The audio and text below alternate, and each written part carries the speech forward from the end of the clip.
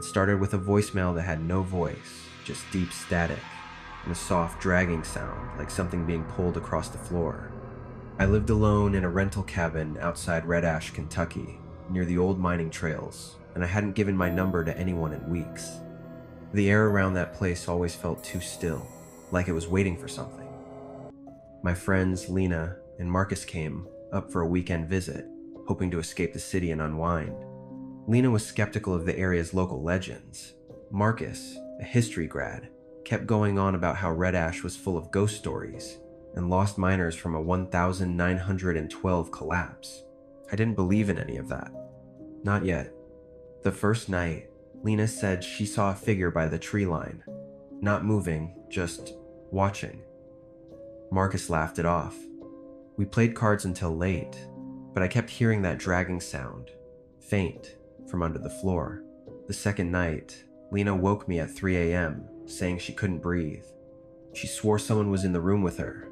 Her eyes were wide, skin pale. Marcus searched the cabin. Nothing. I checked my phone again. Another voicemail, same static, but now with slow breathing mixed in. I hadn't heard it ring. I didn't even have a signal out here. On the third night, we agreed to leave in the morning. Lena stayed in my room. I barely slept. Just past midnight, Marcus screamed from the living room. When we ran in, the lights were out. He stood frozen, staring at the wall. There were scratch marks long and deliberate all across the wood paneling. They hadn't been there before. Marcus couldn't speak, just shook his head, staring at something none of us could see. Then came the whisper, right behind us. It said a name none of us knew. Marcus didn't sleep after that night. None of us did. His hands wouldn't stop trembling, and his voice was low, distant, like he was still in that dark room. He kept repeating that the scratches weren't there when he fell asleep, that he'd heard something breathing behind the wall, not inside the cabin, behind the wall itself. The next morning, we packed, but the car wouldn't start. I checked the engine. Nothing looked wrong. Lena called roadside assistance, but her phone had no service. Neither did mine. Marcus didn't even try. He just stared out the window toward the trees. There were no birds, no wind, just the silence pressing in. We decided to walk.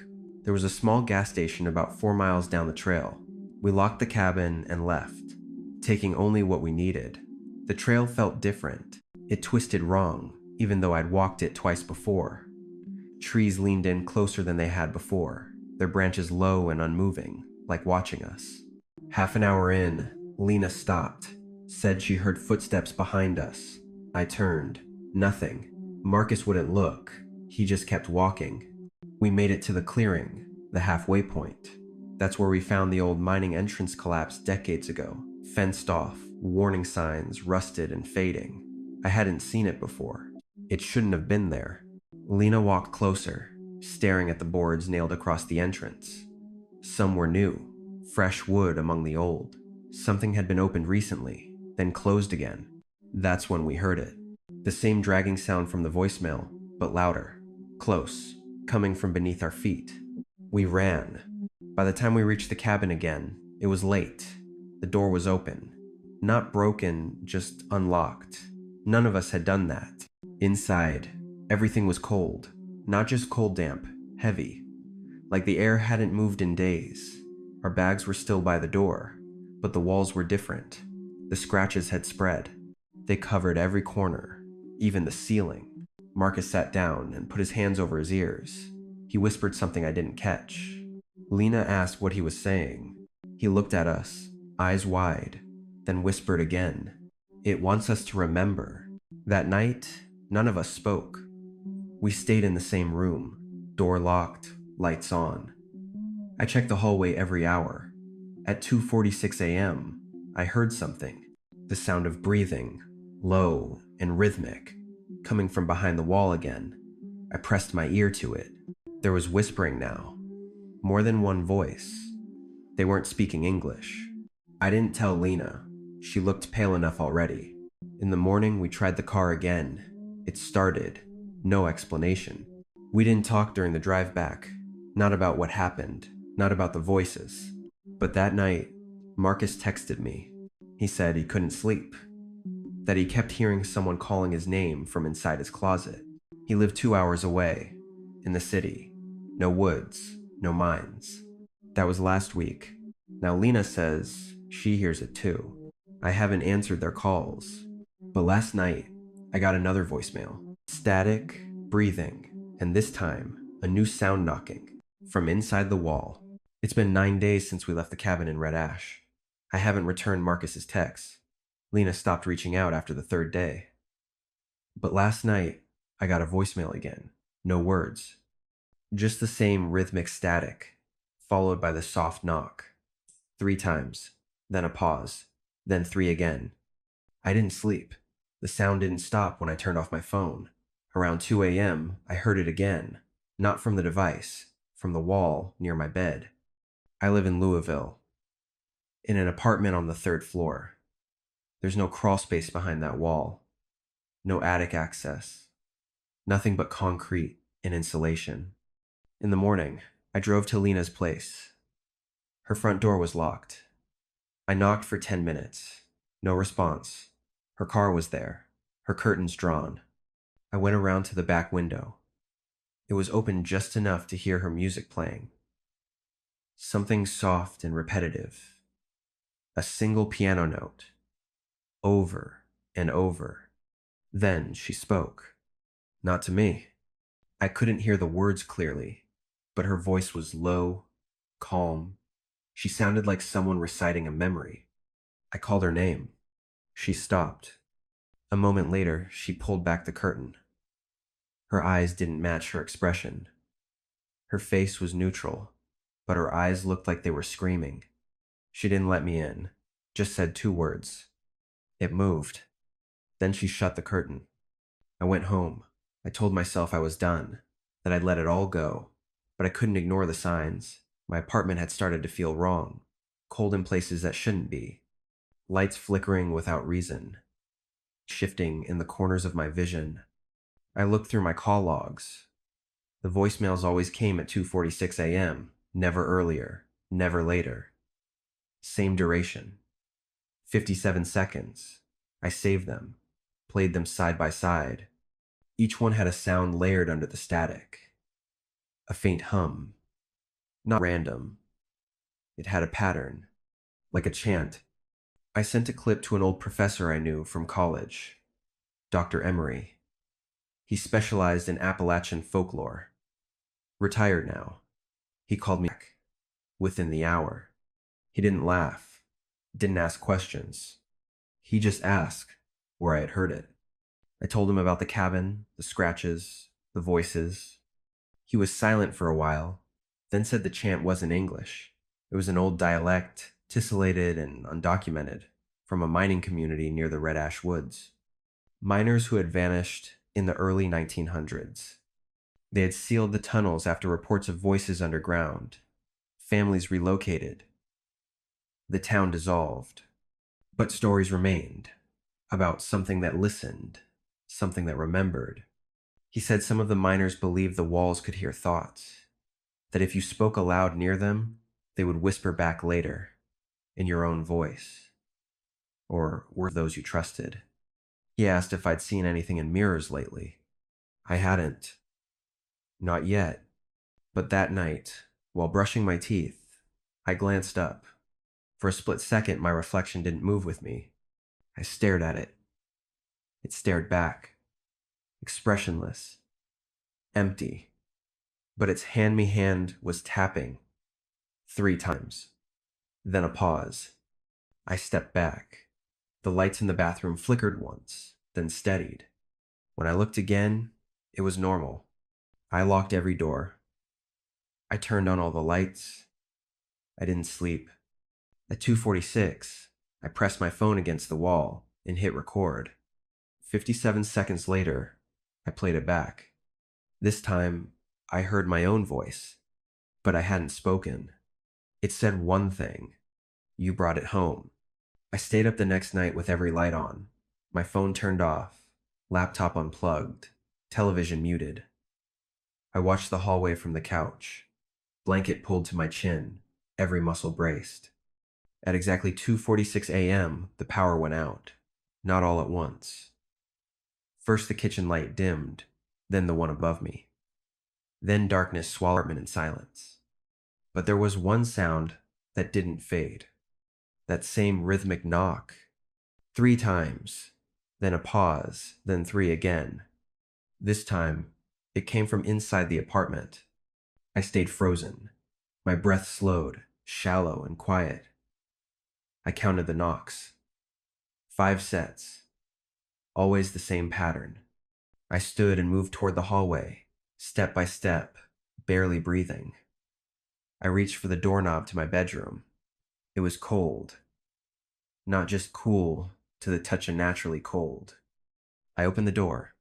The window was open. Curtains still. No wind. Just that sound again. Knock, knock, knock. I shut the window and locked it. Turned back to the room and saw it. Something had been written on the wall above my bed. Not painted. Not scratched. Formed from what looked like layers of dirt or ash. One word. Listen. The lights flicked back on at 2:47. Just like that. No flicker. No warm-up hum. I wiped the wall clean and packed a bag. I didn't know where I was going. Just out. Away. I called Marcus. He didn't answer. His number rang once, then straight to voicemail. I checked his socials. Nothing new since the night we left the cabin. Then Lena called me. She was crying. She said she hadn't slept in 3 nights. Every time she closed her eyes, she saw a face.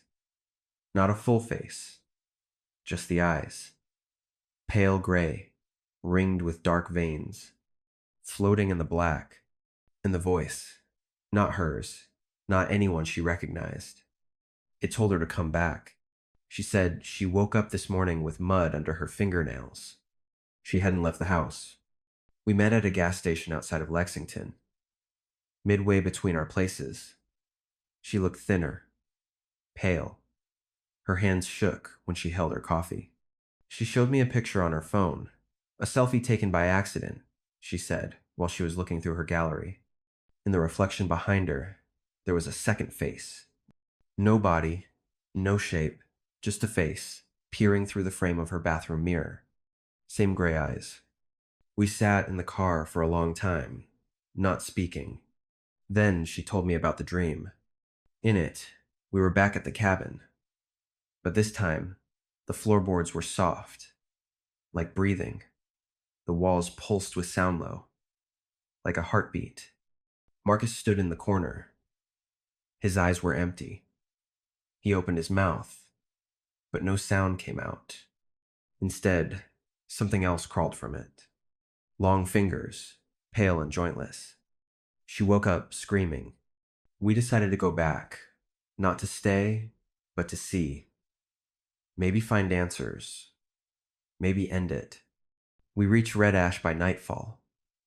The roads were worse than before, overgrown. A tree had fallen across the trail near the cabin, but something had moved it recently. The path was cleared. The air felt heavier. No animals. No wind. Just that dense, hanging silence. We stood at the tree line, staring at the cabin. The windows were dark. The door closed. But the porch light was on, and someone was standing just inside the frame of the doorway. Still, watching. Not Marcus. Too tall, limbs too thin, neck angled slightly, like it didn't quite know how to hold its head upright. Then, from the woods behind us, a sound started. Knock, knock, knock. Then from the trees to our left. Knock, knock, knock. Lena grabbed my hand. Her fingers were ice. The knocking grew faster, coming from all sides. Then the cabin door creaked open. Inside, the walls glowed faintly, pulsing like they were alive. And from the darkness, a voice whispered, "Come listen." We didn't move. The voice had come from everywhere and nowhere at once. It wasn't loud, but it held something heavy in it, like gravity, like the silence just before a landslide. Lena pulled me back, but I took a step forward. I had to see. Inside the cabin, nothing looked familiar. The old couch was gone. The fireplace bricked shut.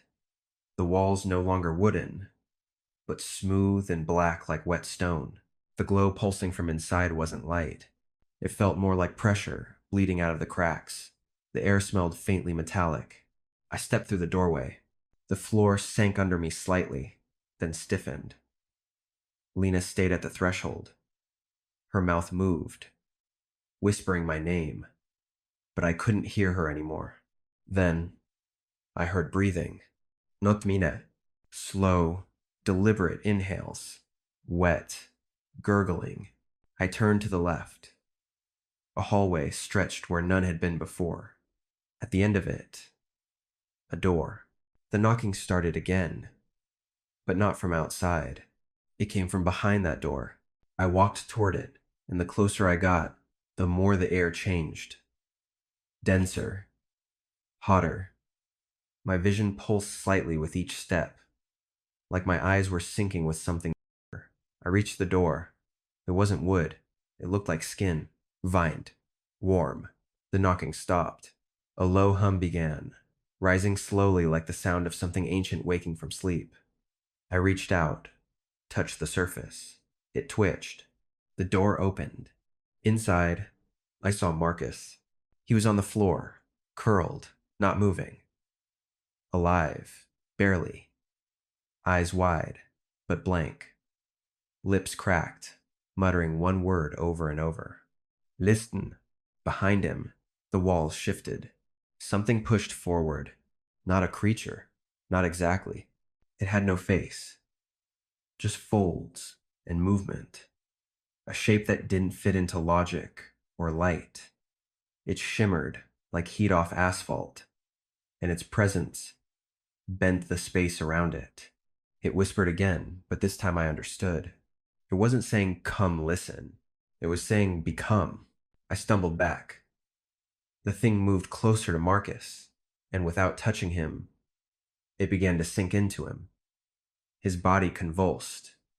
His mouth opened wider than humanly possible. The glow from the walls surged, filling the room. I turned and ran. Through the hallway. Past Lena. We didn't speak until we reached the car. She was crying, shaking, asking where Marcus was. I told her not to ask again.